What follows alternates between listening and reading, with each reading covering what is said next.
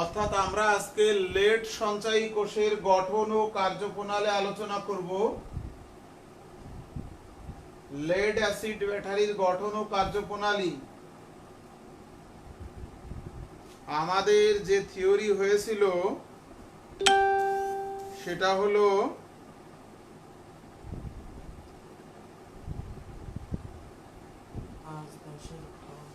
Electrochemical সেলের 1 থেকে 10 ক পর্যন্ত হয়েছিল আমাদের।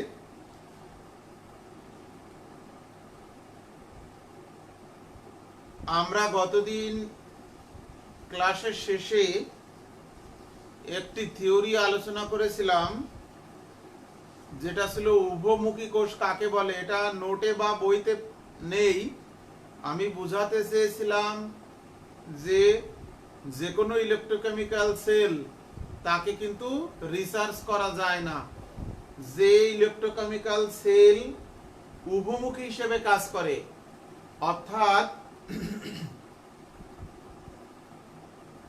ডিসচার্জ কালে আমরা যখন ব্যবহার করি তখন অ্যানোডে যে বিক্রিয়া ঘটে, রিসার্চ কালে অর্থাৎ ওই কোষটিকে যখন বাহ্যিক একটি তড়িৎ উৎসের সাথে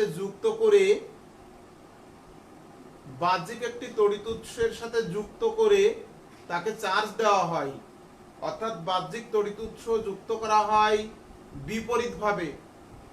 অ্যানোডের সাথে বাহ্যিক তড়িৎ উৎস ঋণাত্মক প্রান্ত আর ক্যাথোডের সাথে বাহ্যিক তড়িৎ উৎসের ধনাত্মক প্রান্ত।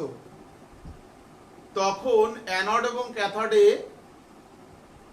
ডিসচার্জ কালে যে বিক্রিয়া ঘটছিল তার বিপরীত বিক্রিয়া যদি ঘটে তাহলে ওই কোষটি হলো উভমুখী কোষ। তো আমরা এখন লেড সঞ্চয়ী কোষের গঠন আর লেড সঞ্চয়ী কোষের গঠন এবং কার্যপ্রণালী আলোচনা করব। করে তারপরে আমরা নন স্টেট ইকুয়েশনে যাব। তাহলে লেড অ্যাসিড ব্যাটারির সাধারণ গঠন ও কার্যপ্রণালী সেটা একটু দেখো। লেড অ্যাসিড ব্যাটারির সাধারণ ধারণাটা আগে দেব, তারপরে বাণিজ্যিক ভিত্তিতে যে লেড অ্যাসিড ব্যাটারি আমরা ব্যবহার করি সেই লেড অ্যাসিড ব্যাটারির গঠন এবং কার্যপ্রণালী দেখব। সবাই বই এবং নোট কাছে নাও।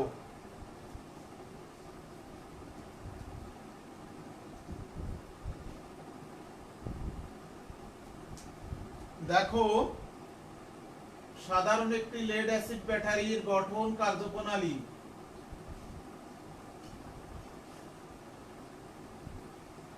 একটা তড়িৎ অপরিবাহী পাত্র, তাতে সালফিউরিক অ্যাসিড দ্রবণ থাকবে।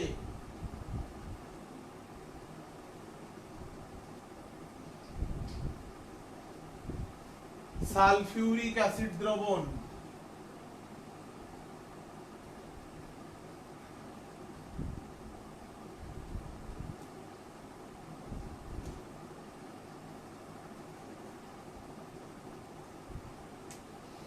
এর মধ্যে লেডের পাত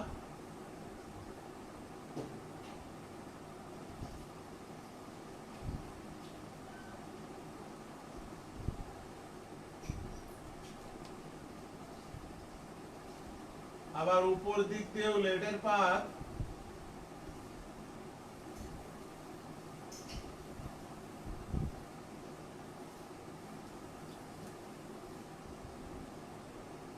এটা বিশুদ্ধ লেড আর এটা হলো লেডের পাতের উপরে লেড ডাইঅক্সাইডের প্রলেপ।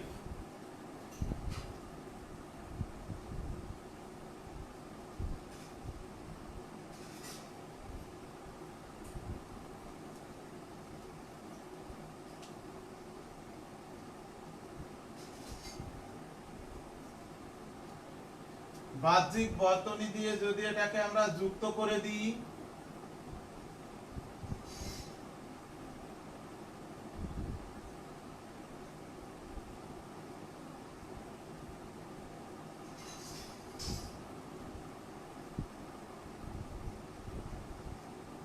এটা হচ্ছে সাধারণ চিত্র যে অ্যানোড ও লেডের পাত, এই যে লেডের পাত ইউ আকৃতির, আর উপরে এই যে ক্যাপ আকৃতির আরেকটি লেডের পাত, সেই লেডের পাতে লেড ডাইঅক্সাইডের প্রলেপ দেওয়া।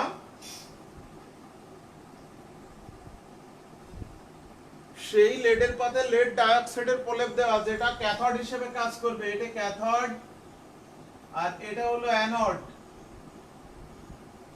তাহলে এখানে যখন বাহ্যিক তড়িৎ বর্তনী সম্পূর্ণ করে একটি বাল্ব সংযোগ করা হবে, তখন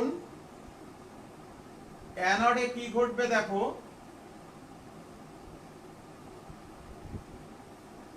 অ্যানোডে লেড ইলেকট্রন ত্যাগ করে লেড 2 পজিটিভে পরিণত হবে, আর ক্যাথোডে লেড 4 পজিটিভ, লেড ডাইঅক্সাইডে লেড 4 পজিটিভ, সে দুটো ইলেকট্রন গ্রহণ করে লেড 2 পজিটিভ আয়নে পরিণত হবে। অ্যানোডে লেডের পাত ইলেকট্রন ত্যাগ করে লেড আয়নে পরিণত হবে। ক্যাথোডে এই যে লেড ডাইঅক্সাইডে PbO2, সেখানে লেড হলো 4 পজিটিভ, সে ইলেকট্রন গ্রহণ করে লেড 2 পজিটিভ আয়নে পরিণত হবে। এইভাবে কোষ বিক্রিয়াটি চলতে থাকবে। অ্যানোডে লেডের পাত ক্ষয়প্রাপ্ত হবে, ক্যাথোডে লেড ডাইঅক্সাইডের প্রলেপ ক্ষয়প্রাপ্ত হবে। যতক্ষণ পর্যন্ত লেডের পাত অথবা ক্যাথোডে লেড ডাইঅক্সাইডের প্রলেপ বিদ্যমান থাকবে, ততক্ষণ পর্যন্ত এই ইলেকট্রনের প্রবাহ চলতে থাকবে। অ্যানোডে জারণ ঘটবে, ক্যাথোডে বিজারণ ঘটবে। কিন্তু যখন লেড ডাইঅক্সাইডের প্রলেপ শেষ হয়ে যাবে বা লেডের পাতটি ক্ষয়ে যাবে, তখন এই বাল্বটি বন্ধ হয়ে যাবে, অর্থাৎ আমরা বলি চার্জ শেষ হয়ে গেছে। তখন এই কোষটিকে আবার পূর্বের অবস্থায় ফিরিয়ে আনা যাবে কিভাবে? গতদিন যেটা বলেছিলাম সেটাই। এইবার এখান থেকে এই বাল্বটি খুলে বাহ্যিক তড়িৎ উৎসের সাথে যুক্ত করতে হবে। এই কোষটি থেকে অধিক বিভব পত্রকের তড়িৎ উৎসের সাথে এবার এটাকে যুক্ত করতে হবে।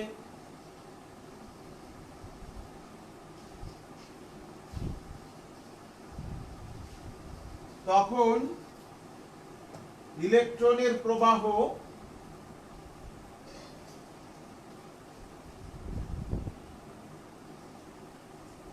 উল্টো এইদিকে যাবে, বাম দিকে।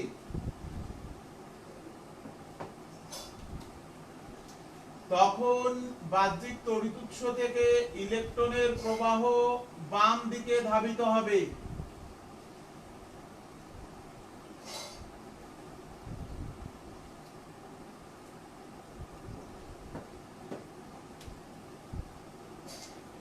এইবার চার্জ হবে। তাহলে চার্জ কালে কি ঘটছে? লেড আয়ন আবার ইলেকট্রন গ্রহণ করে লেড এ পরিণত হচ্ছে। চার্জ কালে ক্যাথোডে কি ঘটছে? লেড 2 পজিটিভ আয়ন ইলেকট্রন ত্যাগ করে আবার লেড 4 পজিটিভ আয়নে পরিণত হচ্ছে। এই বাহ্যিক তড়িৎ উৎস, এই যে লেড অ্যাসিড যে ব্যাটারিটি, তার থেকে অধিক বিভব পার্থক্যের, তাকে বিপরীতভাবে যুক্ত করা হয়েছে। তাহলে এবার অ্যানোডের দিকে ইলেকট্রনের প্রবাহ আসবে, ফলে সেই ইলেকট্রন গ্রহণ করে লেড 2 পজিটিভ আয়ন আবার লেডে ফিরে যাবে। তাহলে বিপরীত বিক্রিয়া সংঘটিত হলো অ্যানোডে, বিপরীত বিক্রিয়া সংঘটিত হলো ক্যাথোডে। কোষটি আবার পূর্বের অবস্থায় ফিরে যাবে, অর্থাৎ লেডের পাত আবার পূর্বের অবস্থায় ফিরে আসবে, আর ক্যাথোডে লেডের পাতের উপরে লেড ডাইঅক্সাইডের প্রলেপ আবার ফিরে আসবে। তাহলে কোষটি কি রিচার্জ করা গেল। এটা হচ্ছে সিম্পল গঠন। কিন্তু আমরা বাণিজ্যিক ভিত্তিতে যে লেড অ্যাসিড ব্যাটারি পাই, যে লেড অ্যাসিড ব্যাটারি তৈরি হয়, সেই লেড অ্যাসিড ব্যাটারির গঠন ও কার্যপ্রণালী এখন আলোচনা করব। সেটা তোমরা নোটে বা বইতে দেখো, চিত্রটা আঁকতে গেলে অনেক সময় লাগবে, সেই কারণে 28 নম্বর পৃষ্ঠায় দেখো, একেবারে আমরা যে ব্যাটারিটা কিনি সেই ব্যাটারিতে কিভাবে যান্ত্রিক সজ্জা আছে, লেড অ্যাসিড ব্যাটারি বা লেড সঞ্চয়ী কোষ। প্লাস্টিকের ক্যানের ভিতরে ছোট বড় বিভিন্ন সাইজের ব্যাটারি পাওয়া যায়, যেটা 12 ভোল্টের ব্যাটারি, কিন্তু কোনোটা সাইজ ছোট, কোনোটা সাইজ কিন্তু বড়। তো এই 12 ভোল্টের ব্যাটারি যেটা সাইজ ছোট সেখানে লেডের পাতের সংখ্যা কম, আর যেটা সাইজ বড় সেখানে লেডের পাতের সংখ্যা বেশি, সেটা অনেকক্ষণ চার্জ ধরে রাখতে পারবে, আমরা অনেকক্ষণ ধরে সেটাকে ব্যবহার করতে পারবো। তাহলে আধুনিক লেড অ্যাসিড ব্যাটারির অ্যানোডে কি থাকে দেখো, নিরেট লেডের পাত থাকে না, লেডের পাতের সাথে লেড অক্সাইড সালফিউরিক অ্যাসিডের পেস্ট, আবার ক্যাথোডে lead dioxide, lead oxide sulphuric অ্যাসিডের এই যে লেডের পাতের সাথে। তাহলে এইটা হলো অ্যানোড আর এইটা হলো ক্যাথোড হিসেবে কাজ করবে। আমি আগে দেখিয়েছি সিম্পল লেড অ্যাসিড ব্যাটারির গঠন কেমন হয়। এবার বাণিজ্যিক ভিত্তিতে যে লেড অ্যাসিড ব্যাটারি বাজারে সাপ্লাই দেওয়া হয়, এখানে অ্যানোড দেখো বিশুদ্ধ লেড, কিন্তু এখানে অ্যানোড বিশুদ্ধ লেড ধাতু না, তার সাথে লেড অক্সাইড এবং সালফিউরিক অ্যাসিডের পেস্ট থাকে। আর এখানে দেখো ক্যাথোডে, তাহলে একটা জিনিস খেয়াল করো, এই যে ক্যাথোডেও কিন্তু লেড অক্সাইড সালফিউরিক অ্যাসিড আছে, তাহলে এটা অ্যানোড, এটা কি ক্যাথোড। তাহলে এই যে লেড অক্সাইড আর সালফিউরিক অ্যাসিড, এরা কিন্তু লেড সালফেট হিসেবে থাকবে স্ট্যান্ডার্ড, এখানেও কিন্তু লেড সালফেট হিসেবে থাকবে। আধুনিক যে লেড অ্যাসিড ব্যাটারি সেখানে লেডের পাতগুলো দেখো, এই যে লেডের পাত, এটা নিরেট লেডের পাত না, ফ্ল্যাট লেডের পাত না, ওই লেডের পাতগুলো ছিদ্রযুক্ত বা ঝাঁঝরযুক্ত, যেটাকে আমরা বলি গ্রিড বা ঝাঁঝরযুক্ত। আর ওই ছিদ্রগুলো পূর্ণ করা এই লেড অক্সাইড এবং সালফিউরিক অ্যাসিডের তৈরি পেস্ট দ্বারা। অর্থাৎ লেড অক্সাইড একটি পাউডার, সালফিউরিক অ্যাসিড দিয়ে আমরা পেস্ট তৈরি করব। সেই পেস্ট, নরম পেস্টগুলো এই লেডের পাতের ফাঁকা বা ছিদ্র, যেটাকে আমরা ঝাঁঝর বা গ্রিড বলছি, সেই ছিদ্রগুলো পূর্ণ করা। চিত্র দেখলে তুমি বুঝতে পারবে। তাহলে এই নিরেট লেডের পাত না, অর্থাৎ নিরেট বলতে ফ্ল্যাট লেডের পাত না, এটা আবার ছিদ্রযুক্ত। সেই ছিদ্রগুলো ভরাট করা লেড অক্সাইড এবং সালফিউরিক অ্যাসিডের পেস্ট দ্বারা। আর ডান পাশে ক্যাথোডের লেডের পাত, তার ছিদ্রগুলো পূর্ণ করা লেড ডাইঅক্সাইড, লেড অক্সাইড এবং সালফিউরিক অ্যাসিডের পেস্ট দ্বারা। তাহলে এখানেও স্ট্যান্ডার্ড লেড সালফেট আছে পেস্টের মধ্যে, এখানেও পেস্টের মধ্যে স্ট্যান্ডার্ড লেড সালফেট আছে, অতিরিক্ত আছে লেড ডাইঅক্সাইড। তাহলে এখানে যখন এই কোষটি আমরা ব্যবহার করব, তখন অ্যানোডে কি বিক্রিয়া হবে দেখো, তখন অ্যানোডে সংগঠিত বিক্রিয়া, লেড ইলেকট্রন ত্যাগ করবে সালফিউরিক অ্যাসিডের উপস্থিতিতে,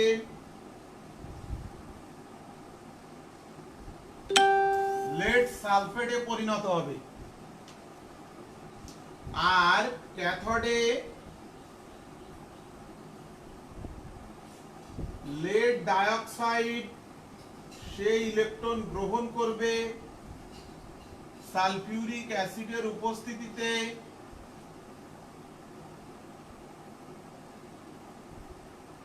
লেড সালফেট,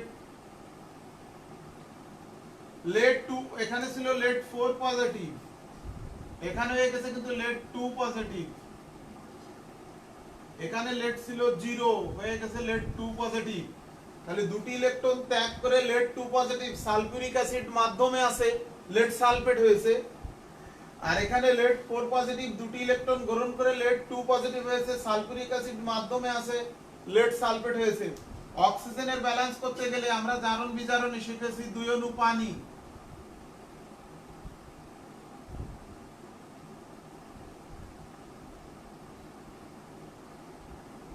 তাহলে এখানে 2H পজিটিভ। আমরা যে লেড অ্যাসিড ব্যাটারি বাড়িতে ব্যবহার করি আইপিএস এ, এই যে ইজি বাইক গুলো চলে সেখানে প্রত্যেকটা ইজি বাইকে 5টা করে এরকম বড় লেড অ্যাসিড ব্যাটারি আছে। প্রত্যেকটা লরি, ট্রাক বা আমরা যে পরিবহনের গাড়ি, বাসগুলো আছে, ছোট ছোট মাইক্রো জিপ, সব যানবাহনে কিন্তু একটা লেড অ্যাসিড ব্যাটারি থাকে। যে লেড অ্যাসিড ব্যাটারিটি রাত্রে লাইটের জন্য ব্যবহার করা হয় বা গাড়িতে ফ্যান চালানোর জন্য, এসি চালানোর জন্য কিন্তু এটা আইপিএস সিস্টেমে ব্যবহার করা হয়। যখন গাড়ি চলে এটা চার্জ হয়, আর যখন প্রয়োজন হয় সেটা ডিসচার্জ হয়। ডিসচার্জ কালে এই বিক্রিয়া ঘটে অ্যানোডে, আর ডিসচার্জ কালে এই বিক্রিয়া ঘটে ক্যাথোডে। যখন এই অ্যানোডের লেডের পাতটি ক্ষয়ে যাবে আর ক্যাথোডের লেড ডাইঅক্সাইড ফুরিয়ে যাবে, তখন কিন্তু চার্জ ফুরিয়ে যাবে বলি আমরা, অর্থাৎ বাল্বটি নিভে যায়। অ্যানোডের লেডের পাত ক্ষয়ে যাওয়া মানে অ্যানোড আর ইলেকট্রন ত্যাগ করবে না, আর ক্যাথোডের লেড ডাইঅক্সাইডের প্রলেপ ফুরিয়ে যাওয়া মানে সে আর ইলেকট্রন গ্রহণ করবে না। তাহলে এই প্রক্রিয়াটি কিন্তু বন্ধ হয়ে যাবে, তার মানে বাল্বটি আস্তে আস্তে নিভে যাবে বা বাল্বের উজ্জ্বলতা আস্তে আস্তে হ্রাস পাবে। তার মানে আমরা বলি যে ভোল্টেজ কমে গিয়েছে, অর্থাৎ তড়িৎ প্রবাহ বন্ধ হয়ে গিয়েছে। তখন আমরা কি করব, এই যে এখানে যেমন দেখিয়েছি সিম্পলি, এই কোষটিকে তখন বাহ্যিক আরেকটি তড়িৎ উৎসের সাথে যুক্ত করে আমরা তখন রিচার্জ করব, মানে পুনরায় এটাকে চার্জ কালে, তাহলে যখন চার্জ দেব তখন কি হবে, লেড সালফেট ইলেকট্রন গ্রহণ করবে, করে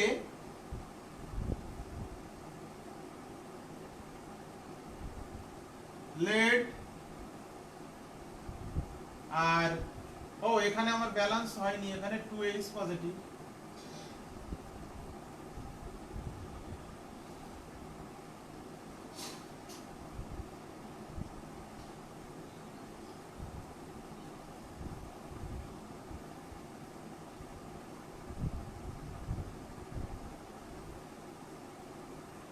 আর এখানে চার্জ কালে কি ঘটবে,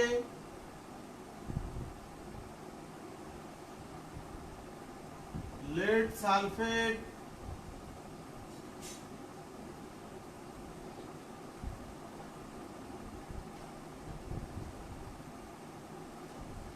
আবার লেড ডাইঅক্সাইড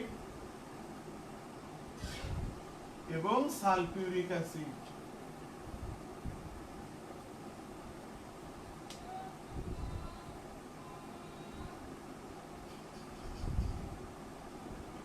হ্যাঁ, আর এইচ পজিটিভ, এই পাশটা মুছে ফেলি।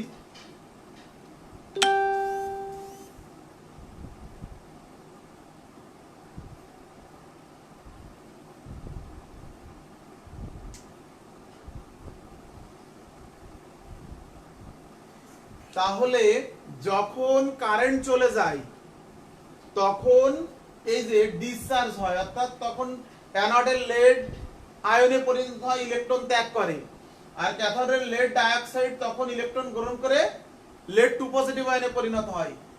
যখন আমরা ব্যাটারিটি ব্যবহার করি তখন অ্যানোডের লেড লেড সালফেটে পরিণত হয়, আর ক্যাথোডের লেড ডাইঅক্সাইড লেড সালফেটে পরিণত হয়। যখন কারেন্ট আবার আসে তখন রিচার্জ হয়, অর্থাৎ বাহ্যিক তড়িৎ উৎস, এই ব্যাটারির থেকে অধিক বিভব পার্থক্যের বাহ্যিক তড়িৎ উৎস তখন এই যে যেমন এখানে দেখিয়েছি অ্যানোডের দিকে তখন ইলেকট্রন সাপ্লাই দেয়, তখন এই অ্যানোডে লেড সালফেট আবার ইলেকট্রন গ্রহণ করে লেডে ফিরে যায়, ক্যাথোডে লেড সালফেট আবার ইলেকট্রন ত্যাগ করে লেড ডাইঅক্সাইডে ফিরে যায়। তাহলে এটা হলো লেড অ্যাসিড ব্যাটারির গঠন এবং কার্যপ্রণালী। দুটো যদি যোগ করে দিই খেয়াল করো, তাহলে পূর্ণাঙ্গ কোষ বিক্রিয়াটা কি হয় দেখো, lead plus lead dioxide plus এই যে এটা 1 নম্বর, খেয়াল করো একটু, এটা 1 নম্বর বিক্রিয়া আর এটা 2 নম্বর বিক্রিয়া। 1 আর 2 যদি যোগ করি, অর্থাৎ দুটো অর্ধকোষ বিক্রিয়া যখন যোগ করছি,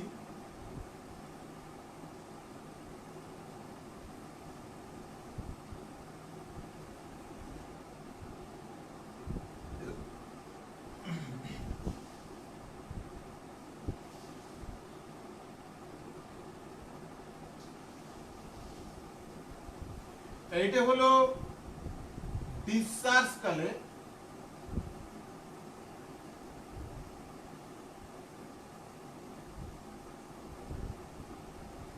আর এটা হলো চার্জ কালে বা রিচার্জ কালে, রিচার্জ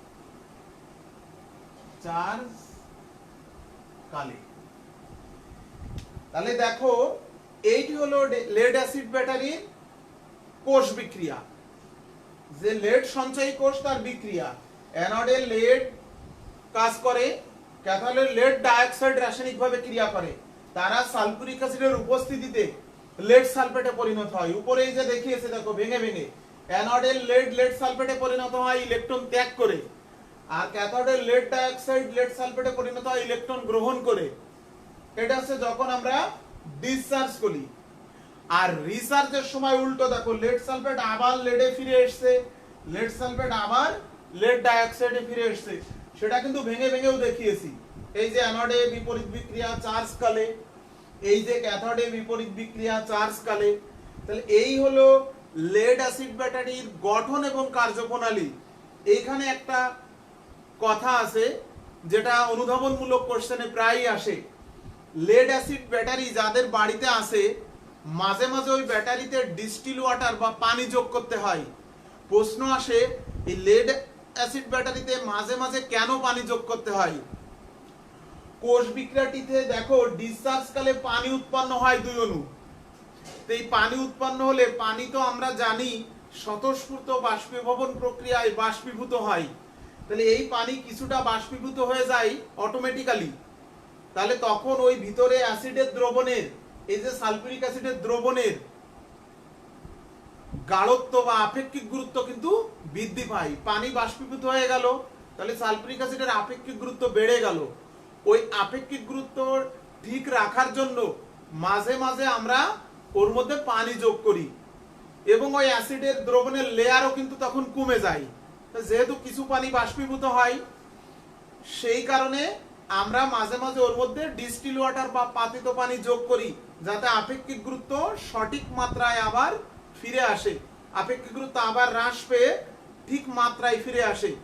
তাহলে অ্যাসিডের আপেক্ষিক গুরুত্ব ঠিক রাখার জন্য আমরা মাঝে মাঝে লেড অ্যাসিড ব্যাটারিতে পাতিত পানি যোগ করি, যাতে চার্জিং সিস্টেমটা সঠিক থাকে। তাহলে আমাদের এই যে কোশ্চেনটি হলো, সেটা হলো, যেহেতু আমি গতদিন উভমুখী কোষ পড়িয়েছিলাম, তাই এটা একটু আগে পড়িয়ে দিলাম, ওটার সাথে এটা রিলেটেড, পরপর দুটো ক্লাস দেখলে বুঝবা। আমরা পড়লাম এখন 10-এর গ, আমরা পড়লাম এখন 10-এর গ। এখন চলে যাচ্ছি 10-এর খ, যে টপিকস আছে সেইটাই।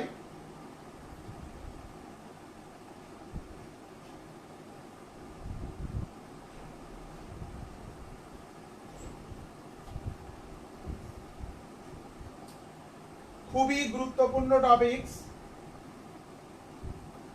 এখন যেটা আলোচনা করব খুবই গুরুত্বপূর্ণ টপিকস।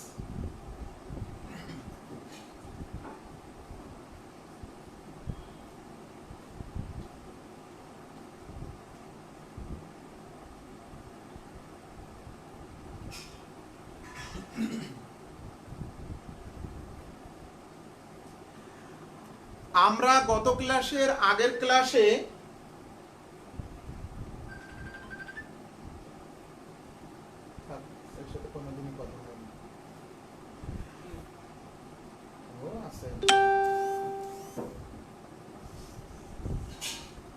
আমরা গত ক্লাসের আগের ক্লাসে পড়েছিলাম কিভাবে একটি অর্ধকোষের বিভব নির্ণয় করতে হয়।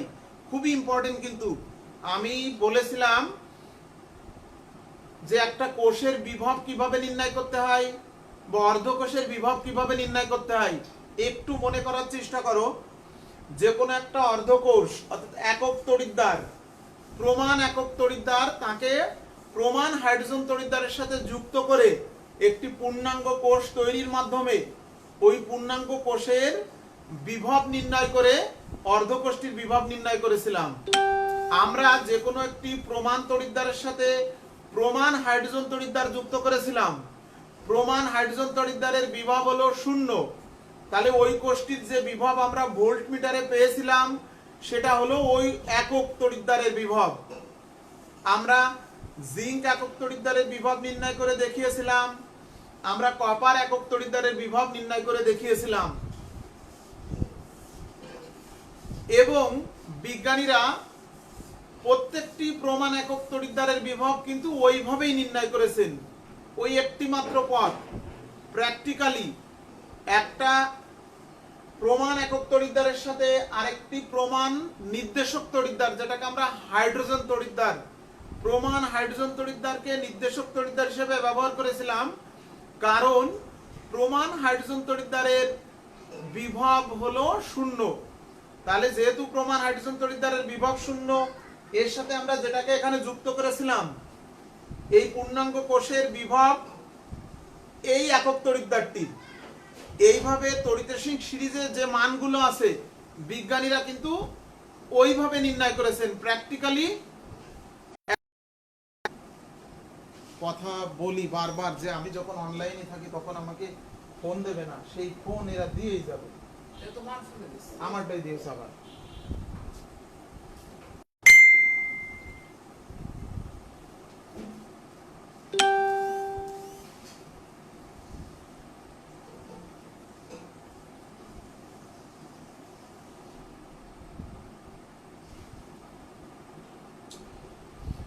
সবাই একটু বলো যে ভিডিও এবং অডিও দুটো ঠিক আছে কিনা, কারণ ফোন এসেছিল, যেহেতু ফোন আসলে ডিস্টার্ব হয়। সবাই একটু কমেন্টস লিখে বলো। আর একটা কথা বলি, সেটা হলো একটু আগে যে কথাগুলো বলছিলাম যে একটি প্রমাণ একক তড়িৎদ্বার বিভব নির্ণয়ের পদ্ধতি আমরা এর আগের ক্লাসে করিয়েছি, সেটা সবার ক্লিয়ার হয়েছে কিনা? কারণ ওইটা না হলে তো আমরা অঙ্কগুলো করতে পারতাম না। আমরা তো অঙ্কগুলো করেছি যে কোনো একটা কোষের বিভব হলো অ্যানোডের জারণ বিভব প্লাস ক্যাথোডের বিজারণ বিভব, এই মেথডে। তাহলে একটা কোষ যখন তৈরি করব ওই কোষের মোট বিভব নির্ণয় করতে পারলে, যদি একটা তড়িৎদ্বারের বিভব 0 থাকে তাহলে কোষের মোট যে বিভব সেটা আর একটা একক তড়িৎদ্বারের বিভব নির্দেশ করে। সেই কারণে আমরা প্রমাণ হাইড্রোজেন তড়িৎদ্বারের সাথে অন্য তড়িৎদ্বার যুক্ত করে ওই অন্য তড়িৎদ্বারটির বিভব কিন্তু আমরা নির্ণয় করেছিলাম। তার মানে আমি বারবার বলেছি আগেও যে প্রমাণ হাইড্রোজেন তড়িৎদ্বারের বিভব যেহেতু 0, এটাকে নির্দেশক তড়িৎদ্বার ধরে বিজ্ঞানীরা অন্য সব প্রমাণ একক তড়িৎদ্বারের বিভব নির্ণয় করেছেন। আর ওই বিভবের মানগুলো তড়িৎরসিক সিরিজ অর্থাৎ নোটের প্রথম পেজে দেখবা দেওয়া আছে। এখন প্রশ্ন হলো যে ওই পদ্ধতি ছাড়া অর্থাৎ প্র্যাকটিক্যালি কোনো একটা একক তড়িৎদ্বারের বিভব আমরা প্রমাণ হাইড্রোজেন তড়িৎদ্বারের বিভবের সাপেক্ষে নির্ণয় করি, ওই পদ্ধতি ছাড়া ম্যাথমেটিক্যালি কোনো পদ্ধতি আছে কিনা?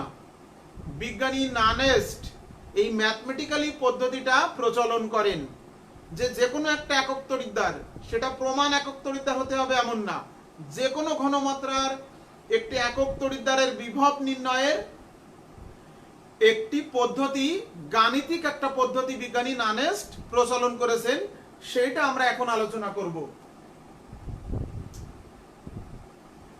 দেখো একটি অর্ধকোষ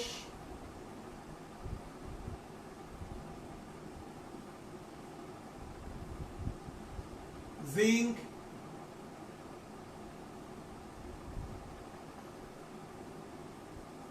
বড় করে দেখায় না তো লেখা যাবে না।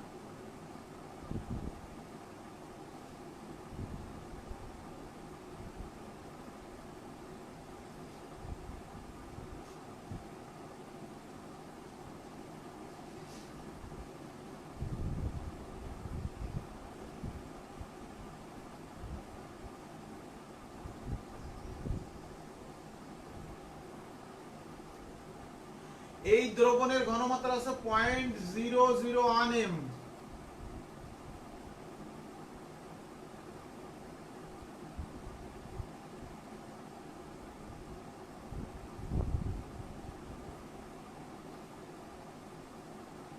°C তাপমাত্রা 180 m চাপ।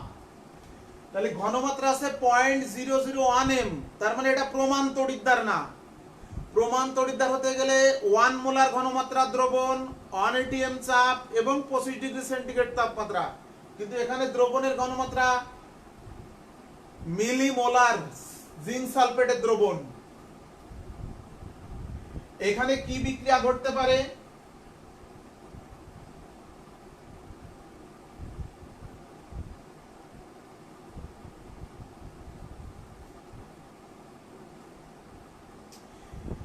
এখানে ঘটতে পারে জিঙ্ক ইলেকট্রন ত্যাগ করে জিঙ্ক 2 পজিটিভ আয়নে পরিণত হয়। তাহলে এই বিক্রিয়াটির সাম্য ধ্রুবক, এটা একটা উভমুখী বিক্রিয়া। সাম্য ধ্রুবক হলো জিঙ্ক আয়নের ঘনমাত্রা বাই জিঙ্কের ঘনমাত্রা। জিঙ্ক সালফেটের দ্রবণে জিঙ্ক দণ্ড নিমজ্জিত করা হয়েছে। আমরা এর আগে বহুবার বলেছি, যে কোনো ধাতুর আয়নের দ্রবণে সেই ধাতুর দণ্ড নিমজ্জিত করলে দুটো ঘটনা ঘটতে পারে। হয় দণ্ড থেকে আয়ন দ্রবণে আসবে, যে বলে দণ্ড থেকে আয়ন দ্রবণে আসে তাকে আমরা দ্রবণ চাপ বলি, অথবা দ্রবণ থেকে আয়ন দণ্ডে যেতে পারে। কিন্তু কোনো ধাতুর ক্ষেত্রে বা কোনো মৌলের ক্ষেত্রে এই দুটো প্রক্রিয়া সমান হয় না। হয় তার দ্রবণ চাপ বেশি, নতুবা তার অভিস্রবণ চাপ বেশি। আমরা এর আগে আলোচনা থেকে আমাদের ক্লিয়ার হয়েছে হাইড্রোজেনের দুটো প্রবণতাই সমান, তার মানে তার ইলেকট্রন ত্যাগের প্রবণতা যত, ইলেকট্রন গ্রহণের প্রবণতাটাও কিন্তু তত। সেই কারণে হাইড্রোজেনের প্রমাণ তড়িৎদ্বার বিভবের মানকে আমরা 0 ধরেছি, বিজ্ঞানীরা 0 ধরেছেন, কারণ হাইড্রোজেনের দুটো প্রবণতাই সমান। কিন্তু অন্য কোনো মৌলের ক্ষেত্রে দুটো প্রবণতা সমান হয় না। হয় তার ইলেকট্রন ত্যাগের প্রবণতা বেশি, নতুবা ইলেকট্রন গ্রহণের প্রবণতা বেশি। অর্থাৎ হয় তার জারণ বিভব অ্যাক্টিভ, নতুবা তার বিজারণ বিভব অ্যাক্টিভ। এইখানে আমরা জানি জিঙ্ক একটা সক্রিয় মৌল, তার জারণ বিভব অ্যাক্টিভ হয়। তাহলে এই উভমুখী বিক্রিয়ায় সাম্য অবস্থা কিন্তু ডাইনে থাকে সব সময়। তাহলে সাম্য ধ্রুবককে আমরা সাম্য অবস্থায় পড়েছি উৎপাদের ঘনমাত্রা বাই বিক্রিয়কের ঘনমাত্রা।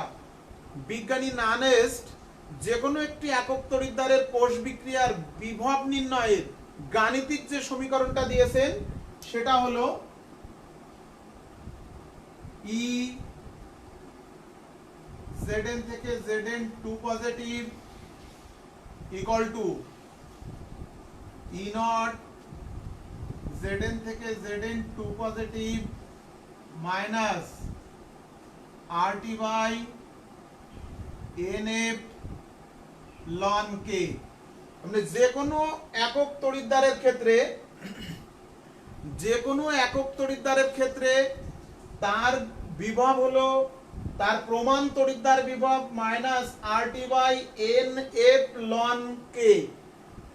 R এবং T, আর হচ্ছে মোলার গ্যাস ধ্রুবক জানা, T তাপমাত্রা, N হলো কতটি ইলেকট্রন সে ত্যাগ বা গ্রহণ করবে, F হলো ফ্যারাড ধ্রুবক, কে হলো সাম্য ধ্রুবক।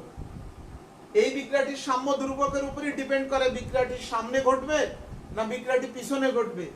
সাম্য ধ্রুবক কে এর মান যার বেশি সে বিক্রিয়াটির সাম্য অবস্থার সামনের দিকে, অর্থাৎ এর জারণ প্রবণতা বেশি, কে এর মান বেশি হওয়া মানে, তাহলে কে এর মানের সাথে রিলেটেড কিন্তু তার বিভবের মান।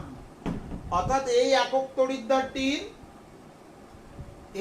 তড়িৎদ্বারটির বিভব নির্ণয়ের সমীকরণ হলো ওই একক তড়িৎদ্বারটির প্রমাণ বিভব, এটা আমাদের জানা, এটা আমরা তড়িৎরসিক সিরিজে জানি, মাইনাস RT বা NF ln K। তাহলে এবার মান বসিয়ে দিই।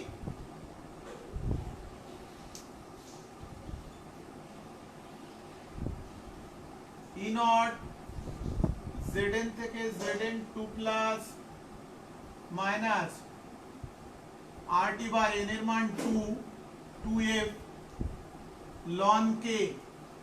K হলো জিঙ্ক আয়নের ঘনমাত্রা বাই জিঙ্ক ঘনমাত্রা। এখানে একটি সূত্র পড়েছে দেখো, ln A বাই B, তার মানে ln A minus ln B।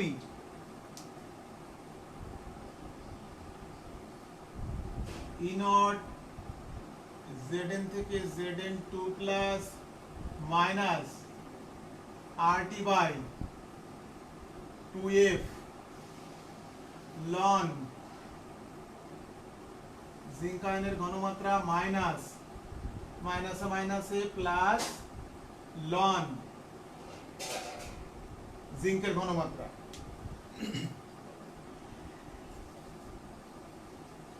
Zinc আয়নের ঘনমাত্রা এই যে 0.001, কিন্তু মৌলিক অবস্থায় কোন মৌলের ঘনমাত্রা বা সক্রিয়তা ধরা হয় 1, তাহলে ln 1 সমান সমান কি 0, এটা হলো ln 1, এটা হলো 0, তাহলে পুরো এটা বাদ দিয়ে দেওয়া যায়।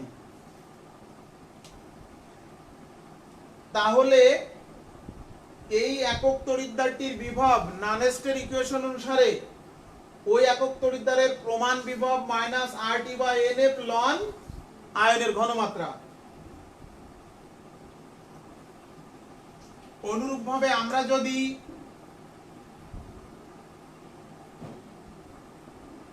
আরেকটি অর্ধকোষ, তার মানে সেই গ্যালভানিক সেলের কপার, এখানে কপার সালফেট,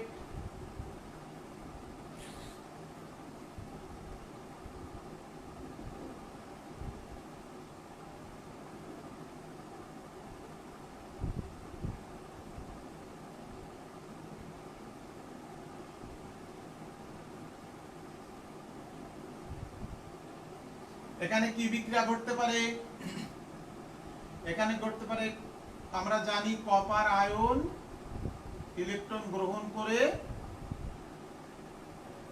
কপারে পরিণত হয়। তাহলে এই বিক্রিয়াটির ক্ষেত্রেও K ইকুয়াল টু উৎপাদের ঘনমাত্রা বাই বিক্রিয়কের ঘনমাত্রা। তাহলে এই বিক্রিয়াটির ক্ষেত্রে আমরা লিখতে পারি এই অর্ধকোষটির বিভব, এখানে কপার আয়নের যে ঘনমাত্রা দেয়া আছে সেটা হলো 0.01 m, তাপমাত্রা একই, এই 25 ডিগ্রি সেন্টিগ্রেড তাপমাত্রা 1 atm চাপে। এটাও প্রমাণ একক তড়িৎদ্বার না, এটাও প্রমাণ একক তড়িৎদ্বার না, ভিন্ন ঘনমাত্রার তড়িৎদ্বার। এটা 0.001 মোল পার লিটার ঘনমাত্রা, এটা 0.01 মোল পার লিটার ঘনমাত্রা। তাহলে এখন এই তড়িৎদ্বারের বিভব, একক তড়িৎদ্বারের বিভব E Cu2 প্লাস থেকে Cu equal to E not Cu2 plus থেকে Cu মাইনাস RT বাই একবারে লিখে দিলাম 2F ln K। আচ্ছা, পরের লাইনে লিখি সমান সমান E নট Cu2 প্লাস থেকে Cu মাইনাস RT বাই এবার 2F লন কপার আয়নের ঘনমাত্রা কপারের ঘনমাত্রা বাই কপার আয়নের ঘনমাত্রা এর মান বসালাম। তাহলে এখানেও সূত্র পড়েছে দেখো লন এ বাই বি, তাহলে লন এ মাইনাস লন B E naught minus RT by 2F loan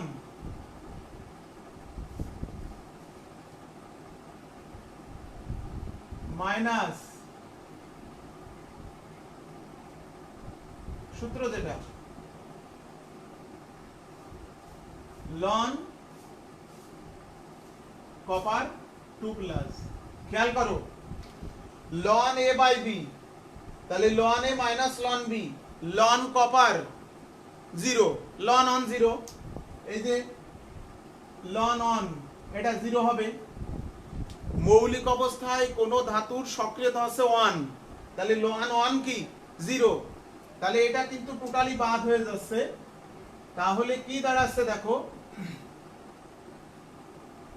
E not copper 2 plus থেকে copper minus RT by 2F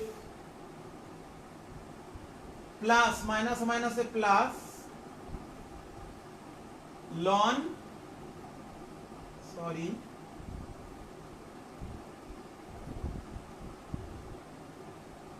এই। তাহলে খেয়াল করো যে এই অর্ধকোষের নানস্টের ইকুয়েশন অনুসারে বিভব হলো ওই অর্ধকোষের প্রমাণ বিভব মাইনাস RT বাই 2F লন জিঙ্ক আয়নের ঘনমাত্রা, আর এই অর্ধকোষের বিভব হলো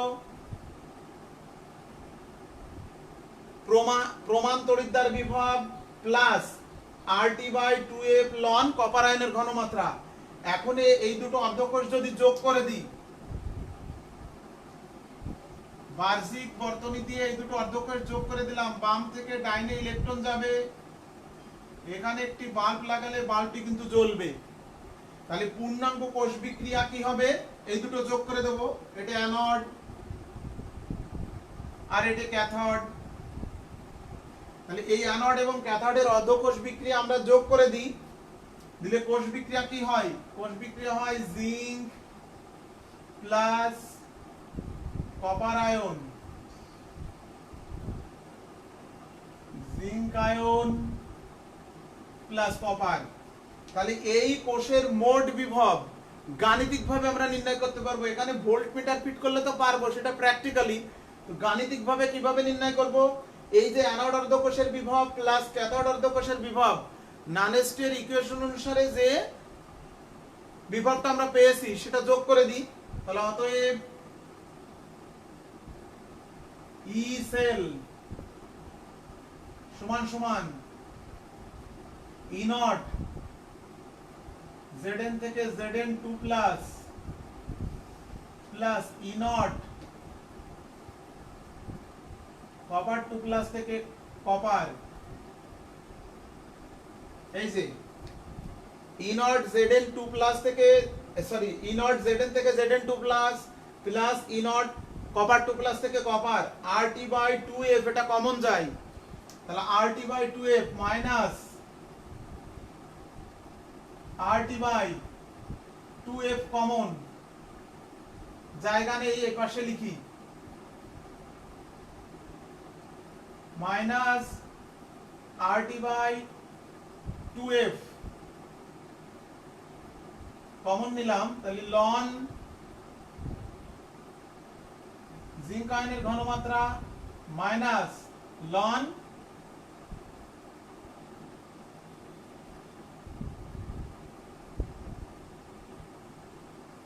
আসলে বোর্ড আর একটু বড় হলে ভালো হতো, RT বাই 2F লন জিঙ্ক আয়নের ঘনমাত্রা মাইনাস লন কপার আয়নের ঘনমাত্রা। দেখো ই নট জেড থেকে Z two plus plus E not copper two plus থেকে copper minus R T by N F common যাচ্ছে, তাহলে minus R T by two F common নিলে লন জিঙ্ক আয়নের ঘনমাত্রা মাইনাস লন কপার আয়নের ঘনমাত্রা, তাহলে এখানে একটা সূত্র পড়েছে লন এ মাইনাস লন বি, কি হয় লন এ মাইনাস লন বি লন এ বাই বি। তাহলে আমরা এখন এই সাইডটা একটু মুছে ফেলি,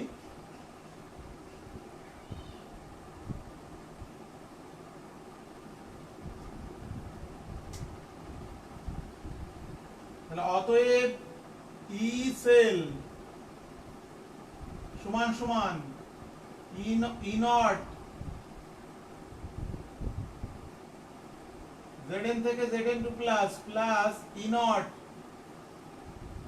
কপার টু প্লাস থেকে কপার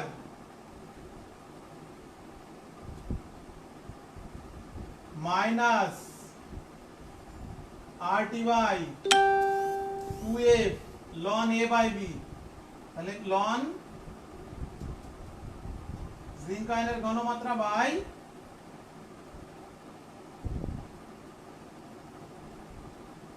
কপার আয়নের ঘনমাত্রা, জিঙ্ক আয়নের ঘনমাত্রা বাই কপার আয়নের ঘনমাত্রা। তাহলে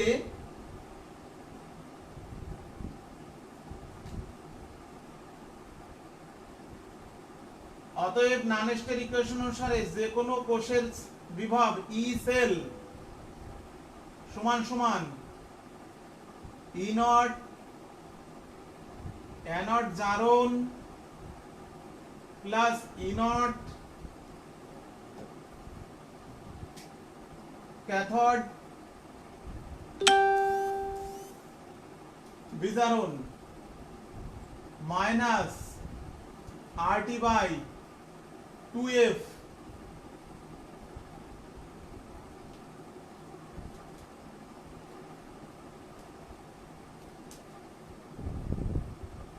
ই সেল সমান সমান ই নট জেড থেকে Z two plus plus E not copper two plus থেকে copper minus R T by two F লন জিঙ্ক আয়নের ঘনমাত্রা বাই কপার আয়নের ঘনমাত্রা। দেখো এই কোষ বিক্রিয়াটি থেকেই কিন্তু এটা লেখা যায়, খেয়াল করো এই যে কোষ বিক্রিয়া থেকে এই কোষের বিভব, যে কোনো একটা কোষ বিক্রিয়া দেয়া থাকলে গাণিতিকভাবে নির্ণয় করা যায় এই কোষ বিক্রিয়া। তাহলে E cell equal to E nought Z থেকে Z two plus plus E not copper two plus থেকে copper minus R T by two F, এই যে দুটি ইলেকট্রন ত্যাগ গ্রহণ হয়েছে লন উৎপাদের ঘনমাত্রা, উৎপাদ কি জিঙ্ক আয়ন, বিক্রিয়ক কি কপার আয়ন, তাহলে লন উৎপাদ বাই বিক্রিয়ক। এইটা হলো নানেস্টের ইকুয়েশন, অর্থাৎ এইটাই হলো নানেস্টের ইকুয়েশন। এই নানেস্টের ইকুয়েশন অনুসারে আমরা যে কোনো অর্ধকোষের বিভব নির্ণয় করতে পারবো, যে কোনো পূর্ণ কোষের বিভব নির্ণয় করতে পারবো। যে কোনো অর্ধকোষের বিভব নির্ণয়ের সমীকরণ হলো তার প্রমাণ বিভব minus R T by N F লন কে, আর পূর্ণাঙ্গ কোষের বিভব হলো অর্ধকোষের প্রমাণ বিভব minus R T by N F লন উৎপাদ বাই বিক্রিয়ক, লন উৎপাদ বাই বিক্রিয়ক। তাহলে এটা বাড়ি আগে নিজেরা ভালো করে প্র্যাকটিস করো, আর ক্লাসটা আরেকবার দেখো। যদি সমস্যা থাকে আগামী দিন আগে আমাকে বলবে।